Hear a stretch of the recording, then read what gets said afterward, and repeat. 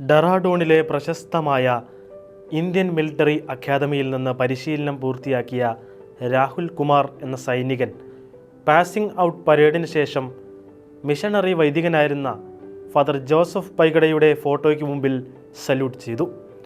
ജമ്മു കാശ്മീരിലെ പൂഞ്ചിലെ cent Ignatius ഇടവകാംഗമാണ് Rahul.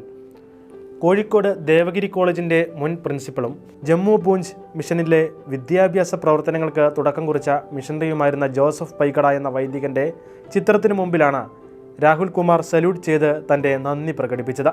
രാഹുലിൻ്റെ നിർബന്ധപ്രകാരം പൈഗഡയച്ചൻ്റെ ചിത്രവുമായി അദ്ദേഹത്തിൻ്റെ സഹപ്രവർത്തകനായ father Mathew നെല്ലേടത്ത് passing out പരേഡിൽ പങ്കെടുക്കാനെത്തിയിരുന്നു.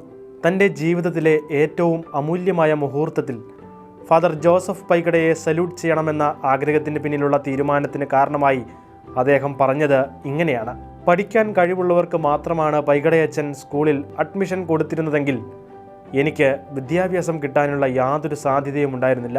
ഫീസ് കൊടുക്കാൻ സാമ്പത്തിക ശേഷിയുള്ളവരെയാണ് അദ്ദേഹം സ്കൂളിലെടുക്കാൻ ആഗ്രഹിച്ചിരുന്നതെങ്കിൽ പൂഞ്ച് ഹൈസ്കൂളിലെ പടി പോലും കാണുവാൻ എനിക്ക് കഴിയുമായിരുന്നില്ല. എല്ലാ തരത്തിലും സാമൂഹികമായ പിന്നോക്കം നിന്നിരുന്ന ക്രിസ്ത്യാനികൾക്ക് ആഗ്രഹമുണ്ടാക്കിയത് അദ്ദേഹമായിരുന്നു. ഒരു സാധ്യതയുമില്ലാതിരുന്ന എനിക്ക് ജീവിതത്തിൽ മുന്നോട്ടു പോകാനുള്ള വഴി കാണിച്ചു തന്ന, ഫീസ് വാങ്ങാതെ പഠിപ്പിച്ച ഈ മനുഷ്യ സ്നേഹിയുടെ മുമ്പിലാണ് ഈ അവസരത്തിൽ ഞാൻ സല്യൂട്ട് ചെയ്യേണ്ടത്. ഈ വാക്കുകൾ ഏവരുടെയും ഹൃദയത്തിൽ ക്രൈസ്തവ സ്നേഹത്തിൻ്റെ പുതുമഴ പെയ്യിക്കുന്നതായിരുന്നു. സാമ്പത്തികമായും സാമൂഹികമായും പിന്നാക്കം നിൽക്കുന്നവരെ സ്കൂളിലെടുത്താൽ സ്കൂളിൻ്റെ ഭാവി എന്താകുമെന്ന് ഒരിക്കൽ സഹപ്രവർത്തകരിൽ ഒരാൾ അദ്ദേഹത്തോട് ചോദിച്ചപ്പോൾ അച്ഛൻ പറഞ്ഞത് ഇങ്ങനെയാണ്: അതാണ് മിഷൻ, അതിനുവേണ്ടിയാണ് മിഷൻ, അതിനുവേണ്ടിയാണ് നമ്മൾ ഇവിടെ എത്തിയത്.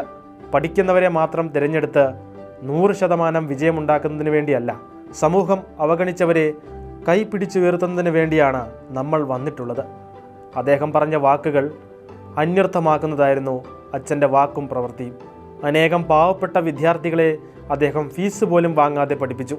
അതും ജമ്മു കാശ്മീരിലെ പാകിസ്ഥാൻ അതിർത്തിയിലുള്ള പൂഞ്ചിൽ ജീവൻ പണയം വെച്ചുകൊണ്ട് ഒരു വിദ്യാലയം ആരംഭിക്കാൻ അദ്ദേഹം കാണിച്ച നല്ല മനസ്സിനുള്ള ഏറ്റവും വലിയ അംഗീകാരമാണ് രാഹുൽ കുമാർ എന്ന അദ്ദേഹത്തിൻ്റെ വിദ്യാർത്ഥി നൽകിയത്.